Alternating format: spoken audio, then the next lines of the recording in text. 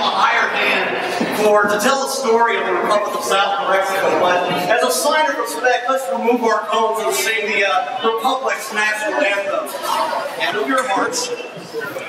Funny hardcore scrambled to town, riding on a python, stuck a hair in his hat and called it grits. Thank you. You may now put the cones back on your heads. The story of the Republic of South Mexico began before it even had a name. As you all know, the Republic is a small island in the South Pacific, and it was originally ruled by an oligarchy called the Council of Cones. Good evening, Council of Cones.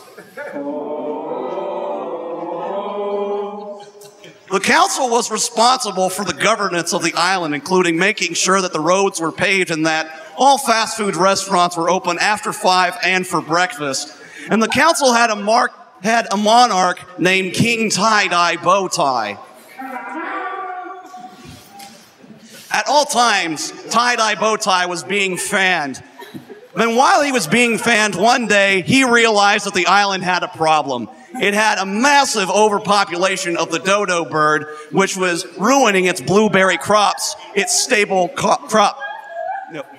Okay, so the council debated over how to take care of this problem. And an evil counselor arose among them named Harry Potter and gave him terrible advice. Harry Potter convinced King Tie-Dye Bowtie that the security team and the ligers should go and hunt down the dodo birds. And so the dodos, while they were walking free, were chased down mercilessly by the ligers and the security team. And they were extinct in about 3 hours.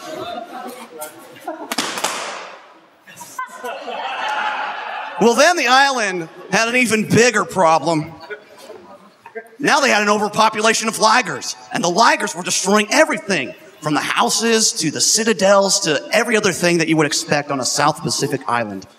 And so King Tie-Dye Bowtie made an executive decision that there would be only one man for the job, one man who could be the hero that the town needed, and that man was the Dark Knight.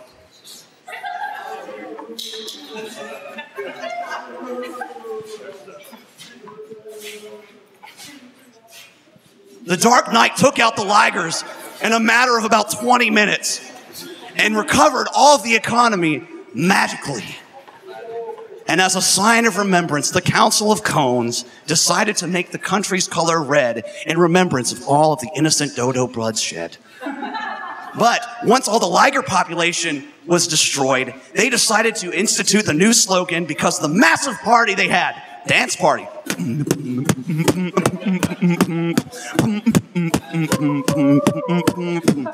It was, we munch, we sing, and we will always dance, because never again will the ligers overrun the Republic of South Mexico like they did once. Now again, we did not discover why the name South Mexico came. South came from the country's original location in the South Pacific. Yes, the country actually moved to the North Atlantic. It's called plate tectonics. You should learn about it. And Mexico was obviously because they corrected the problem. And that is the story of our little country. Please let us win. Today, we would love to regale you with one of our greatest stories from our beloved country, the United Territories of Djiboutistan. In ancient days, the great King Jackalope was obsessed with possessing the rare mockingjay. The people of the land loved their king and tried with all their might to humor him and deliver him from his melancholy. Nothing would satisfy the king. He spiraled into deeper despair and called for the people to sing the national anthem day after day. Oh, say, adios, Pio, by the midnight's early light, what so dramatically weaved, and the noon's last was a participle.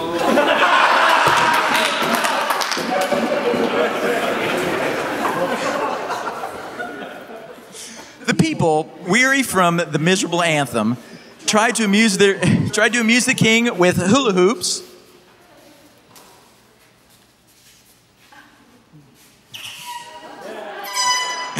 Jump ropes.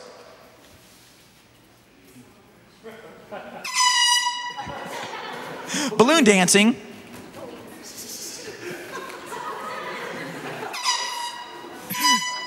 Tumbling.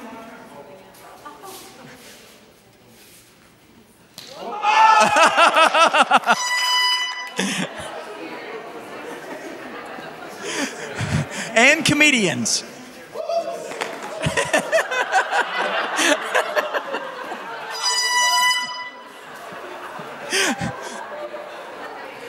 But nothing worked.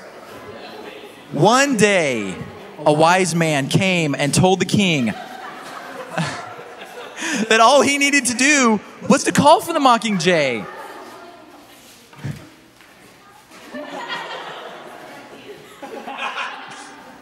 So the people of the land assembled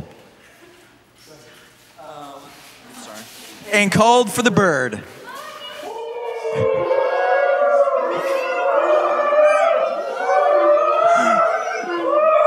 The mockingjay appeared and overjoyed the king. He declared that the anthem would be thrown out, and that the motto of our great country would now be "United We Frolic."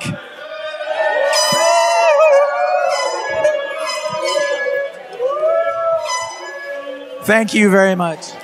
All right. This is the story of the semi-republic of Swaziland and the beautiful Princess Felicity.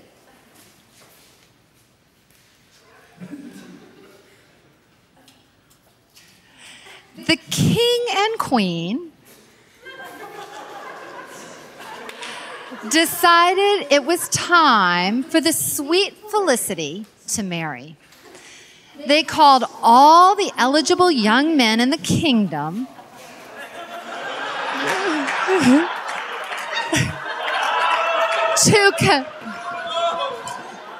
to compete for her hand. To compete for her hand.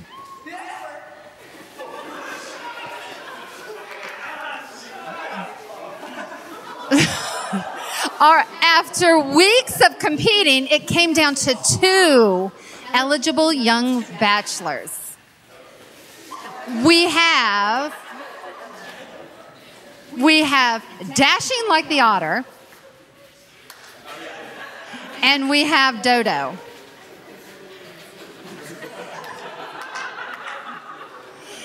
Dashing strutted in, showing off his muscles.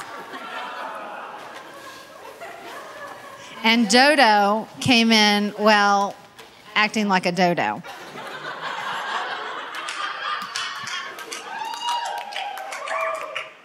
The king decided that these young men could compete by each bringing a team of friends to have a balloon fight. The winner would marry the princess.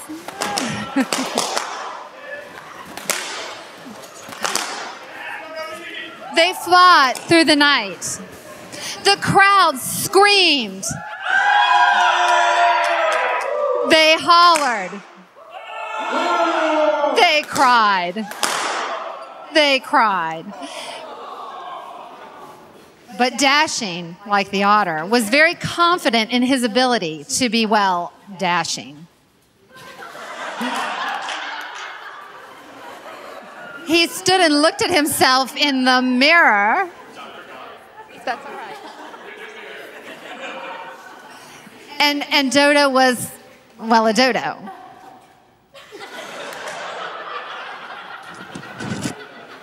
And he just stood there looking like a dodo. But meanwhile, on the balcony, where the princess was watching, off the balcony, a huge fire broke out in the castle.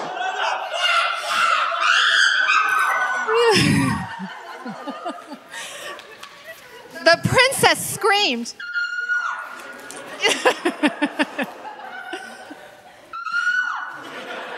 And Dashing like the otter, Dashing Dashing like the otter, he ran away, screaming like a girl.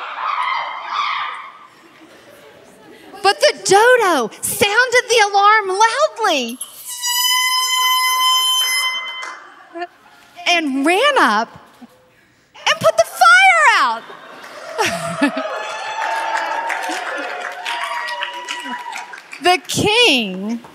The king placed the prince's hand in Dodo's hand.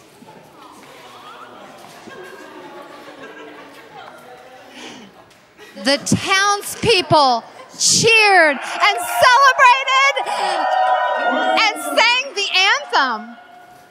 And I'm proud to be as Washington instead, where at least I know I'm fantastical. And I won't forget the end who sat and gave that right to me. And I'll gladly fade up next to you and defend her still today. 'Cause there ain't no doubt I love this land. God bless the semi-democratic Republic as far as I can stand. And the princess and Dodo were married